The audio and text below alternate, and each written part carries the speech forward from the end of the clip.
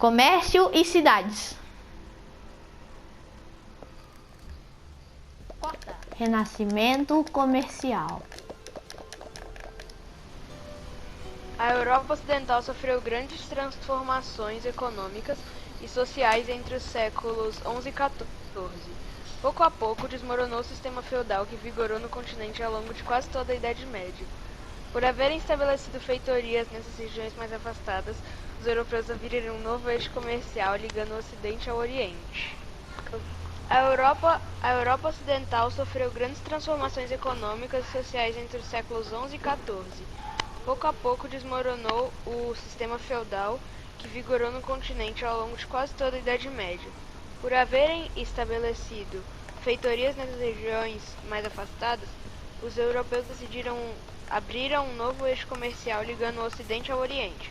As principais rotas de comércio eram feitas pelo mar Mediterrâneo e estavam sob o controle de cidades como Gênova e Veneza.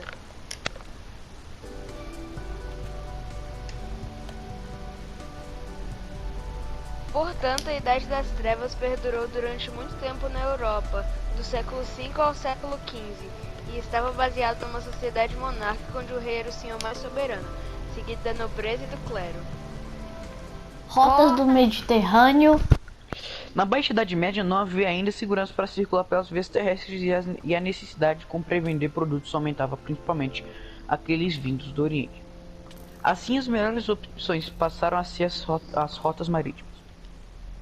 No século XII, surge a Rota Marítima do Mediterrâneo. Essa rota era um percurso realizado pelo mar Mediterrâneo por motivos comerciais que ligava a cidade de Gênova e Veneza e o Oriente.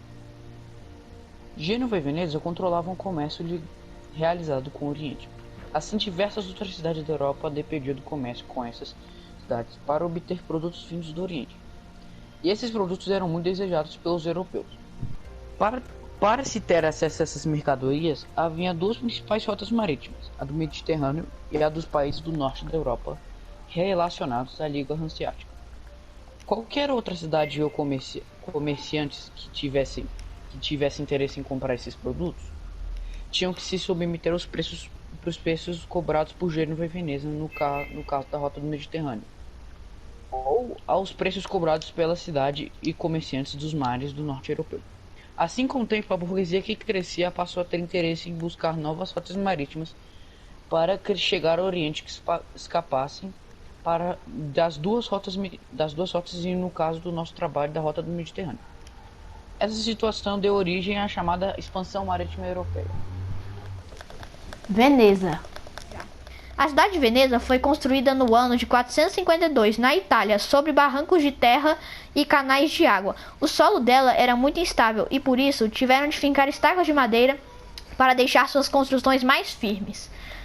Por conta dos canais, o meio de transporte mais utilizado por eles eram os barcos. Com o tempo, eles fizeram alguns aterros nos canais para ter mais áreas de construção. Veneza era o porto comercial mais importante da Itália, junto de sua concorrente Gênova. A Itália era a conexão do comércio entre o Oriente e o Ocidente, pois os muçulmanos só comercializavam suas mercadorias com a Itália. Isso favoreceu bastante Veneza, além de sua localização costeira. Gênova. Gênova se projetou no século XII com a vitória contra os saqueadores na costa do Mar da Ligúria. Ela chegou ao auge a se tornar uma república e o comércio se tornou sua principal atividade. Gênova começou a competir com Veneza, outra cidade com controle do comércio no eixo do Mediterrâneo. Essa guerra ocorreu entre 1378 e 1381. Quando a guerra começou, Gênova estava em seu auge, como república dominada por cônsules.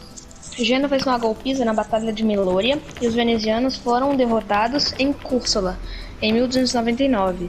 Mas a guerra não acabou por aí. Em 1257, Gênova aprendeu a lidar com reis e papas. Envolveu-se em conflitos que resultaram em divisões internas. Essa disputa pelo poder gerou grupos rivais e a desordem era tão grande que o próprio cônsule, o chefe da cidade, não conseguiu superar. Apesar de tudo, a cidade manteve-se até 1380. Data em que a frota foi derrotada pelos venezianos em Chioggia.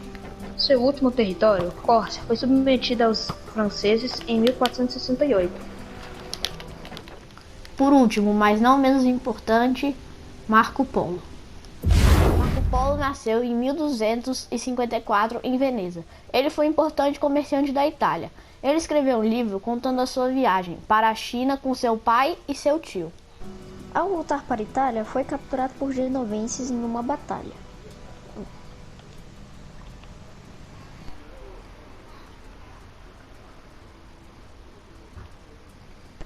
Depois de um tempo, foi solto, voltou a Veneza e morreu em 1324.